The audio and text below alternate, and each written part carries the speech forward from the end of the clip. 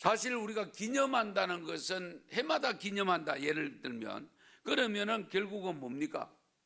그걸 기억하라는 거죠. 예. 잊어버리지 말라는 겁니다. 우리가 국가적으로도 기념일이 있습니다. 개인적으로도 기념일을 잘 지키잖아요. 생일, 결혼한 분들은 결혼 기념일, 특별한 일이 있으면은 그런 기간을 동해 놓고 기념일을 정하는 것, 지키는 것은 기억하기 위함입니다. 그런데 오늘 말씀해 보시면 언제까지 기억해야 되느냐? 주님 오실 때까지입니다. 주님 오실 때까지. 그러면 예수님의 무엇을 기억하라는 거냐? 무엇을 기억해야 되느냐? 우선은 예수님의 몸을 기억하셔야 됩니다. 그 몸이 어떤 몸인데? 말씀이 육신이 되어 오신 몸입니다. 말씀이 육신이 되어 오신 몸.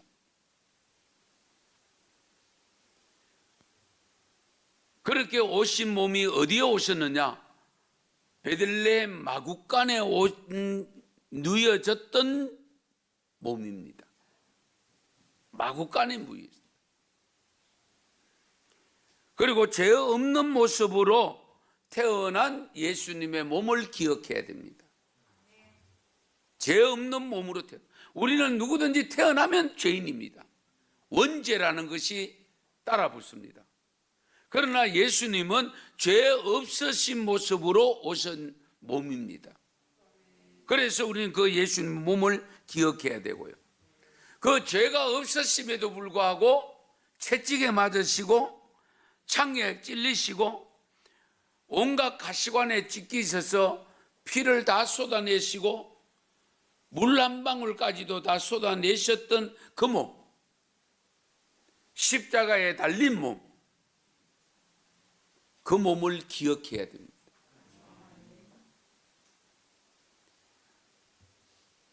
그러면서 우리 마지막에는 부활하신 몸을 기억해야 되겠죠. 예.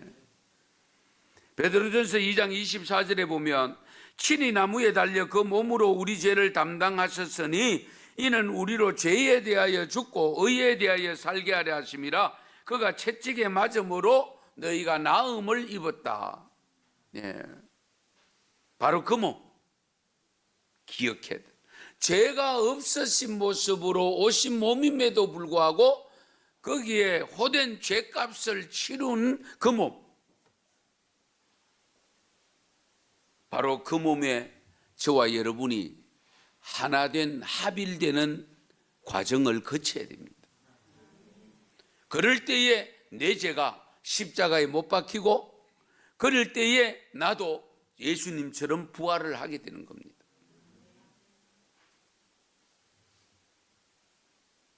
우리 예수님은 자신의 살이 찢기고 피를 흘리는 희생을 하신 목적이 뭡니까? 결국 우리를 죄에서 구속하시기 위해, 우리의 죄에서 구원하시기 위해. 왜 우리의 죄 때문에 예수님이 그렇게 되셔야 하는가? 왜? 무엇 때문에? 그대로 두면 전부 영벌을 받아야 되고 그대로 두면 전부 지옥을 가야 되기 때문에. 하나님이 인간을 창조하실 때에 목적이 있었잖아요. 그 인간을 통해서 찬양받으시기 위해서 창조해 놨었는데 전부 죄짓고 하나님을 떠나 있으면 찬양받을 길이 없잖아요. 그러니까 우리 하나님께서는 어떻게든지 이 죄인된 인간들을 건져내어줘서 당신께서 찬양받으시기 위해서 우리를 세워놓으신 거예요.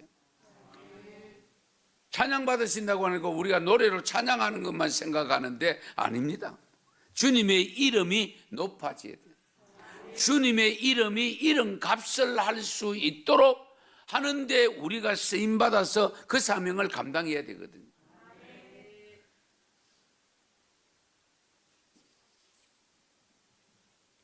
그래서 오늘 본문 26절에 보면 너희가 이 떡을 먹으며 이 잔을 마실 때마다 주의 죽으심을 그가 오실 때까지 전하는 것이니라. 여기 잘 보세요.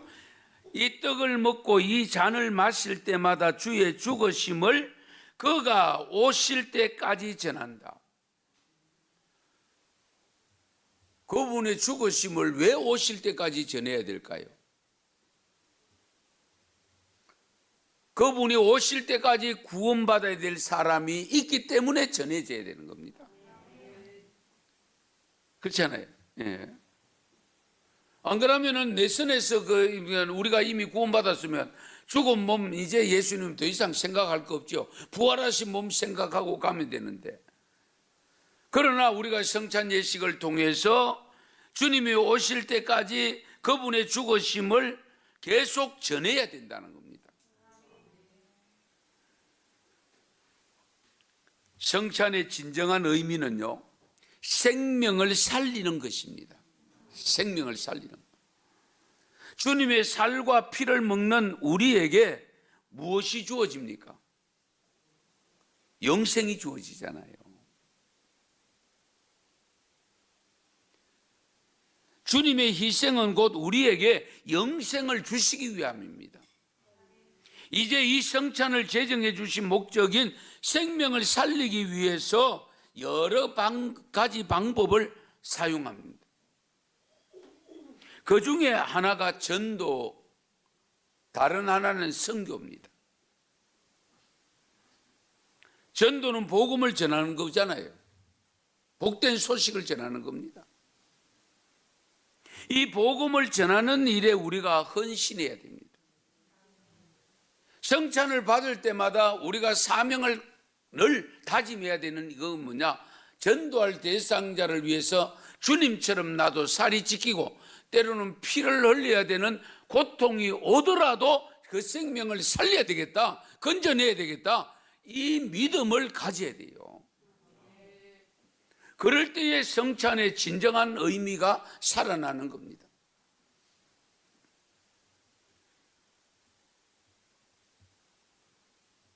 성도 여러분, 우리는 엄청난 죄를 범한 죄인들로서 예수님이 보여주셨던 성찬처럼 예수님의 살이 찢기고 피를 흘리시고 수치를 당하심으로 우리가 구원을 받았기 때문에 그 은혜를 갚아야 됩니다.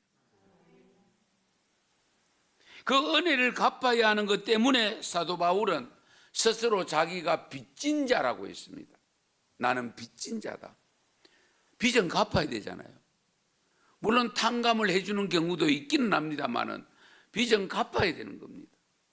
그래서 사도 바울은 자기는 자기가 다메섹 도상에서 부활의 주님을 만나서 구원받은 것은 엄청난 은혜잖아요.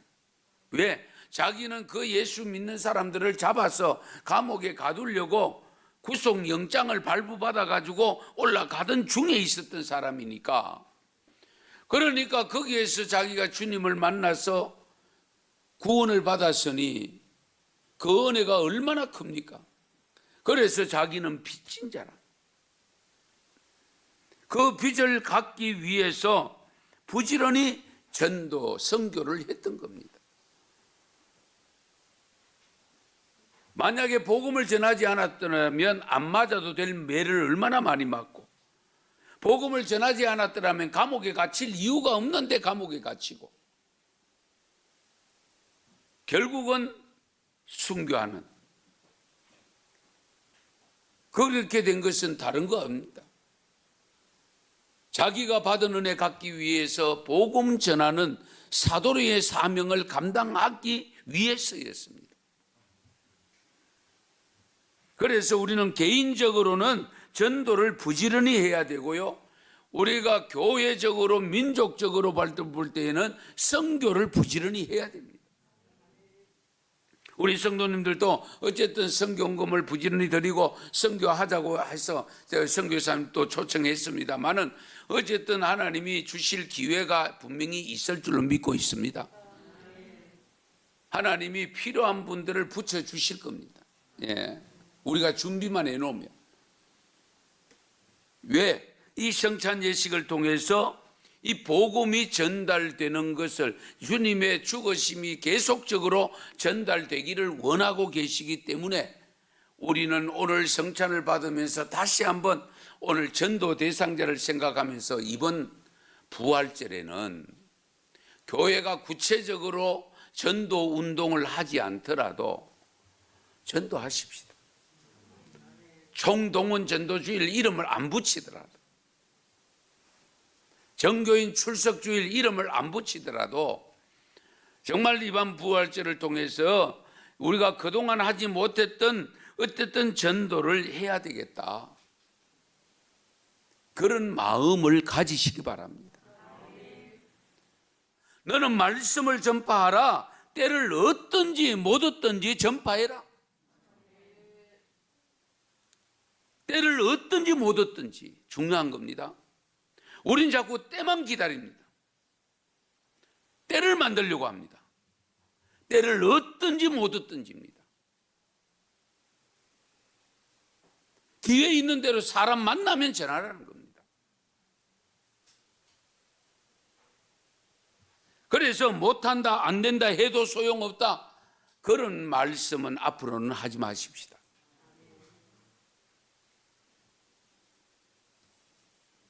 하나님의 모든 자녀들은 성찬을 받을 때마다 날 구원하시기 위해 죽으신 주님을 생각하고 그 생각을 헌신적으로 행동에 옮겨야 됩니다. 내가 달려갈 길과 주 예수께 받은 사명, 곧 하나님의 은혜의 복음을 증언하는 일을 마치려 하면은 나의 생명을 조금도 귀한 것으로 여기지 아니하노라 하는 이 사도 바울의 고백이 저와 여러분의 고백이 되시길 바랍니다. 이런 사도 바울의 정신을 우리가 가져야 되지 않겠어요? 그 다음으로 우리가 기억해야 될 것이 또 있는데, 성찬 받을 때마다 죄사함을 위하여 자신을 주신 은혜를 계속 기억해야 됩니다. 히브리서 9장 12절에 보면 염소와 송아지의 피로 하지 아니하고 오직 자기의 피로 영원한 속죄를 이루사 단번에 성소에 들어가셨느니라. 히브리서 10장 4절에도 보면 이는 황소와 염소의 피가 능히 죄를 없이 하지 못함이라. 그리고 10절에 보면 이 뜻을 따라 예수 그리스도의 몸을 단번에 들이심으로 말미암아 우리가 거룩함을 얻었노라. 결론은 짐승의 피로 죄 해결이 안 된다. 오직 그리스도의 보혈로 말미암아 죄 사함을 받을 수 있다, 그 말씀입니다. 그러므로 우리는 이 엄청난 은혜를 기억해야 되죠.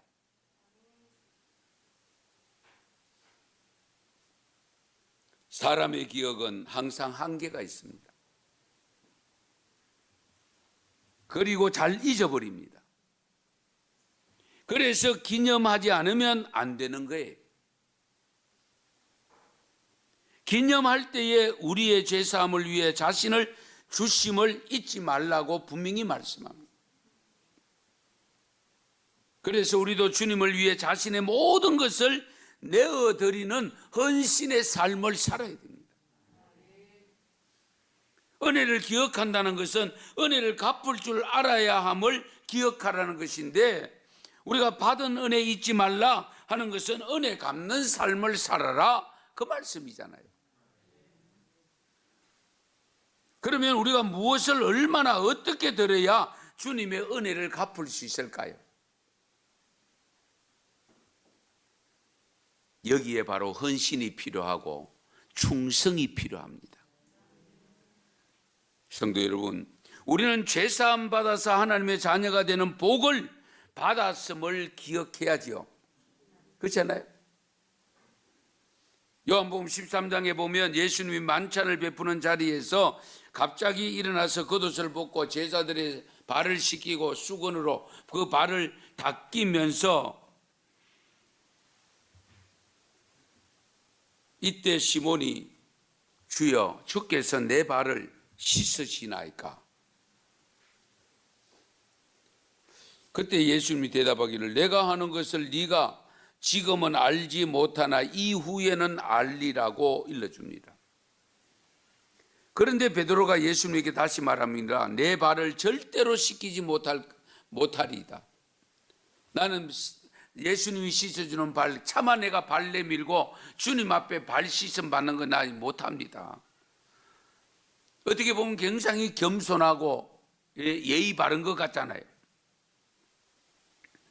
그때 예수님께서 하신 말씀이 내가 너를 씻어주지 아니하면 네가 나와 상관이 없다. 그렇죠? 더러운 발을 씻어줄 때는 상관이 있으니까 씻어주지, 사랑하니까 씻어주지, 사랑이 없으면 못 씻죠. 구역질은 났어도 못 씻죠. 그때에 이 베드로가 또 이 얕은 순발력은 있어가지고 그러면 내 발뿐만 아니고 다 씻어주세요. 손과 머리도 다 씻어주세요. 그때 예수님께서 이렇게 말씀합니다. 이미 목욕한 자는 발밖에 씻을 필요가 없느니라. 온 몸이 깨끗하니라. 너희가 깨끗하니 다는 아니니라.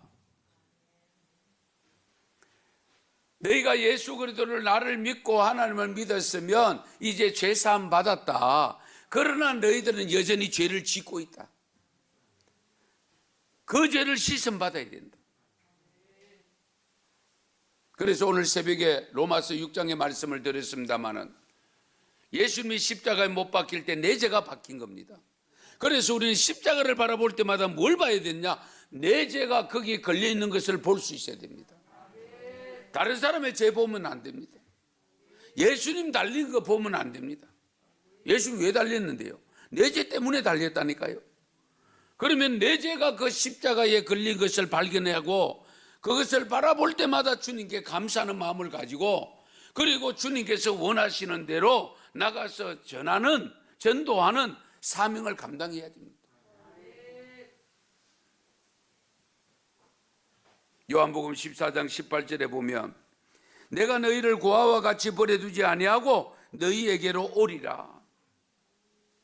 누가복음 12장 28절에서 30절 말씀에도 보면 오늘 읽다가 내일 아궁이에 던져지는 들풀도 하나님이 이렇게 입히시거든 하물며 너희일까 보냐. 믿음이 적은 자들아 너희는 무엇을 먹을까 마실까 입을까 이런 거 걱정하지 말아라. 다만 그의 나라와 그의 의를 먼저 구하라. 다른 것은 있어야 될 걸 내가 다 알고 있다. 그건 내가 보너스로 준다. 너희가 다만 주님의 나라를 위해서 의를 위해서 먼저 구하기만 하면 너희들이 걱정하는 건 내가 채워줄게. 그 말씀입니다. 그런데 우리는 대부분 어떠죠? 기도 제목이 먹고 사는 길, 목구멍이 포도청이라. 직장 문제, 가게 문제, 사업 문제, 주로 이런 내용의 기도를 많이 드리잖아요. 어떻게 하면 전도를 잘할 수 있을까? 어떻게 하면 하나님께서 기뻐하시는 선한 일을 많이 할 수 있을까? 이것 좀 잘하게 해주세요 하고 기도하면 다른 거는 책임져 주신다고 했는데도 우리는 아직도 여전히 이 기도의 우선순위가 잘 바뀌지 않습니다. 성도 여러분, 개인이 받은 복은 여러분이 스스로 생각해 보면 감사할 일이 많을 겁니다만 우리가 국가적으로 볼 때도 정말 우리가 감사해야 됩니다. 한번 생각해 보세요. 폐허가 된 나라가 70년이 되었습니다. 6.25 동란이 일어난 지가 지난해 70주년 행사를 했지 않습니까? 그런데 그 나라가 이렇게 세계 속에서 정말 선진국들과 어깨를 겨눌 정도로 다른 세계인들이 깜짝 놀랄 정도로 부강한 나라가 되었습니다. 88년 올림픽을 했고 2004년도 뭐 했죠? 월드컵 경기. 거기다가 유니버시아드 대회, 거기다가 3년 전에는 또 뭐 했습니까? 평창 동계올림픽까지. 동계올림픽에 몇 나라가 참석했냐? 95개 나라가 참석했습니다. 5만여 명이 왔습니다. 제가 자료를 좀 보니까요, 우리 국토 면적은 세계에서 109번째입니다. 나라 면적은. 그런데 인구수로는 24번째고요. 평균 수명은 82세로 세계 3위고요. 평균 지능지수가 3자리로 세계 1위고요. 그리고 경제적 순위는 10위입니다. 10번째입니다. 240개 나라가 되는데, 인터넷 반도체는 세계 1위잖아요. 정말 대단한 나라 아닙니까? 어떻게 이것이 가능했느냐? 무엇이 이렇게 만들었냐? 하나님의 은혜입니다. 누구도 부인할 수 없습니다. 하나님의 은혜가 아니고서는 이렇게 이루어질 수가 없습니다.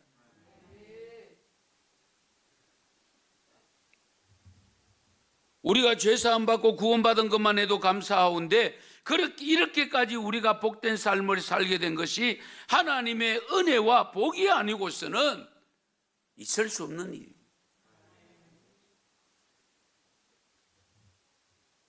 복음이 들어온 지가 가장 짧은 시간에 가장 왕성한 기독교 신자를 가진 나라가 대한민국입니다. 그 믿음의 선조들이 여러분 잘 아시는 대로 새벽을 깨우고 철야를 하고 그 어려운 보릿고개를 겪으면서도 11조 생활하고 철두철미하게, 그러면서 부흥회, 말씀 사경회 이런 것들을 통해서 신앙을 다지면서 성령의 기름 부음을 받아서 헌신된 자들이 있었기 때문에 오늘의 대한민국이 있는 줄 믿으시기 바랍니다. 그러면 우리는 그 은혜를 받았으면 우리 또한 그 은혜를 갚아야 되지 않겠어요? 마냥 시대에 따라서 세월 따라 흐느적거리고 있으면 안 됩니다. 이럴 때일수록 우리가 다그쳐야 됩니다. 이럴 때일수록 우리가 정말 생명 걸고 일어나서 하나님의 사랑하는 뜻을 전달하고 증거해야죠. 너희가 이 떡을 먹으며 이 잔을 마실 때마다 주의 죽으심을 그가 오실 때까지 전하는 것이니라. 이 말씀을 항상 기억하시고 오늘 성찬 예식에 참여할 때 바로 구원받은 은혜와 풍요로운 삶의 복을 기억하시고, 그 무엇보다도 주님이 세상에 오신 목적을 깨달아서 나도 전도를 받았지만 나도 전도를 해서 많은 생명을 살리리라, 건져내리라, 전도하리라 헌신자가 될 수 있기를 축원합니다. 축복합니다.